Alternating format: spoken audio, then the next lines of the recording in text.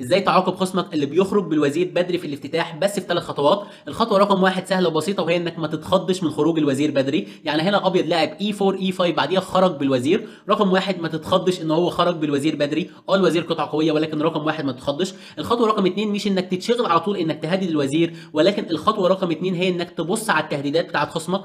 في الموقف ده وهو مهدد انه ياكل وزير في بيدق، لو اتسرعت ولعبت جي 6 بياكل وزير في بيدق، كش ملك وياكل الرخه بتاعتي بيكسب الدور. فبالتالي بعد نقله الكوين اتش 5 الخطوه رقم 2 هي ان انا ابدا ادافع عن التهديدات. بخرج بالحصان بيخرج بالفيل، برده ما تشغلش ان انا اهدد الوزير بتاعه لانه ببساطه بياكل وزير في بيدق كش مات. ولكن الصح بعد بيشوب سي 4 ان انا ادافع عن التهديدات المتهدده. بيرجع بالوزير طالب انه يديني كش مات، برده بطلع بالحصان. والخطوه رقم 3 ان انا اركز على الانتشار السريع بتاعي. يعني في الموقف ده لو فكر انه يلعب جي 4 انا بنط بالحصان ارجع وزيره دي 5 بعديها باكل فيل في بيدق. ولو فكر في الموقف ده ان هو ينتشر بالحصان ساعتها انا بلعب بيشوب جي 7 طالب ان انا ازيح البيدق وبعديها اطلب الوزير.